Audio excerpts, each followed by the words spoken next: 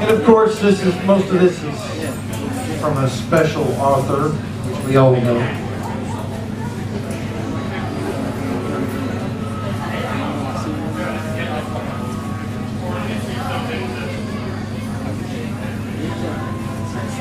I am Mr. Radar, the green-nosed Grinch. I live high in a cave above Fayetteville. I'm mean and green. An old soul with a hollow chest if you thump it. The good cheer of those in Fayetteville have been a thorn in my side for years. I hate Christmas. The whole Christmas season. Now don't ask why, because no one knows. It could be that my head isn't screwed on right. Or it could be my shoes are too tight. Or that my heart is 2 sizes too small. I can't stop Christmas from coming. Somehow or another, it just comes the same. But I think I'm smart. When it's this time of the year, even though Santa threw me out of his house, right out on my pointy ears, I am vicious. I have a bunch of little green gnomes to do my bidding. I'm always filled with so much anguish, always rejected and denied. I don't like songs, nor do I like sing-alongs. I just stand in my cave feeling bored. It's only me and my dog who are bored. Thinking, how can I stop Christmas? How can I stop Christmas this year? I got it. I got it. I'll steal Christmas. I'll steal Christmas from all of Fayetteville. On top of stealing Christmas, I'll steal all the poets' thoughts and leave them with nothing but writer's block. I'll steal all the musician tunes, lyrics, and rhymes, leaving them nothing but spoons and slime.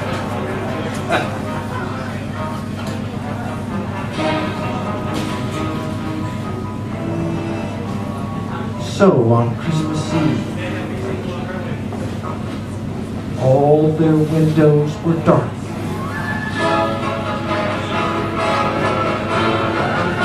Slowly, quiet snow filled the air.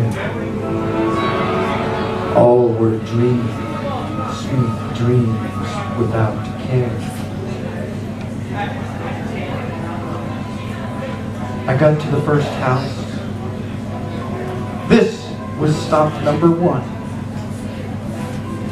As I hissed, I climbed on the roof, empty bags in my fist.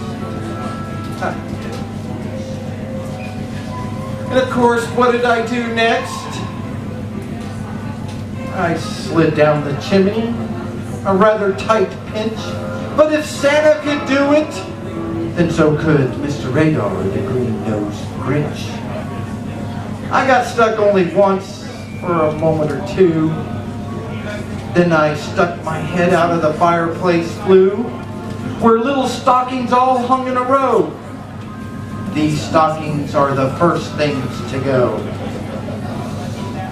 I slithered and slunk with a smile most unpleasant around the whole room, and I took every present. Furbies, leap pad tubes, Doc McStuffins and Legos, Mama Loopsies, Monster High, Wii U's and Skylanders too, and an iPad mini to boot. And I stuffed them all in my bag, then I nimbly stuffed all the bags, one by one, up the chimney. Then I slank to the refrigerator. I took all the who knows who's feast. I took the pudding, and I took the roasted beef. cleaned out the refrigerator as quick as a flash. Why, even I took all of that hash. And I stuffed all that food up the chimney with a glee. It's all good. And now, grinning, I will stuff up that tree. So I grabbed that tree and I started to shove it up the chimney. Trying hard because that tree was big.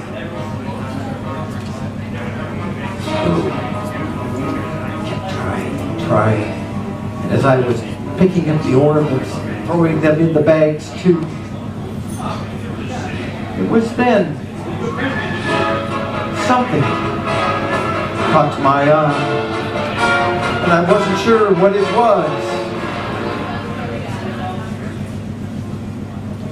When I heard a small sound, like that of the coo of a dove, I turned around fast and saw little Cindy Lou, who wasn't more than 2, dang, had been caught by his little daughter, who got out of bed to get a cup of water. Little Cindy Lou stared at me and said, "Santa Claus, why? Why are you taking our Christmas tree? Why?" But you know, I'm so smart and so slick, I thought up a lie and I thought it up quick. "Why, my sweet little tot, there's a light on this tree that won't light up on one side. So I'm taking it home to my workshop, my dear. I'll fix it up there and then I'll bring it back here." I knew my fib fooled the child, as I patted her on her little head, got her a drink, and sent her off to bed. Down the hall she went, back off to sleep. Then I went back to the chimney and stuffed that tree up. The last thing I took was the log from the fire. Then I went up the chimney myself. On walls there was nothing left but hooks and some wire. And one speck of food left in the house was a crumb that was even too small for the mouse. Then I did the same thing to all the other houses in Fayetteville, leaving crumbs much too small for all the other mouses. But it was dark when I packed up my sled, packed all up their presents, and I rode with my load to the tip top and dumped it all into my cave. I laughed and knew they were finding out that there's no Christmas coming, because I have stolen it. I'm sure they're waking up by now. I know just what they'll do. Their mouths will hang open for a minute or two, and then cry, "Boo-hoo, boo-hoo." Sitting back in my chair with my ice-cold feet in the air, I cherished my stash, and what is that? I hear a knock at the door. I thought it was going to be presents for me, but something less more.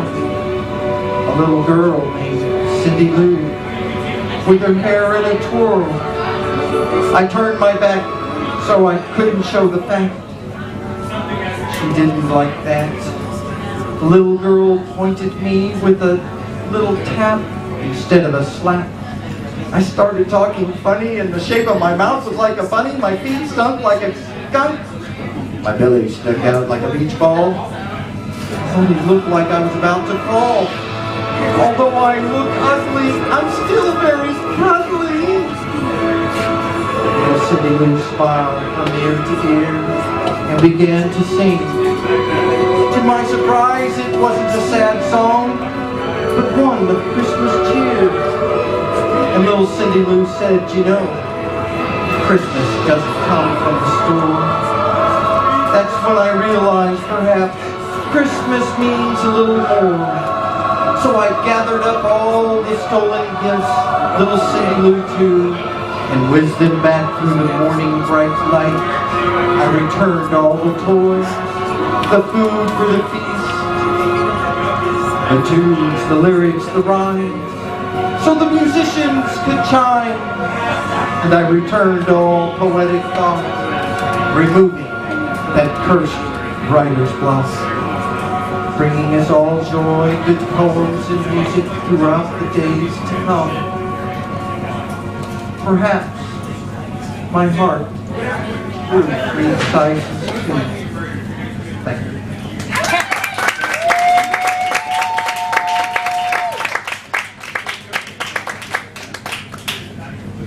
All right.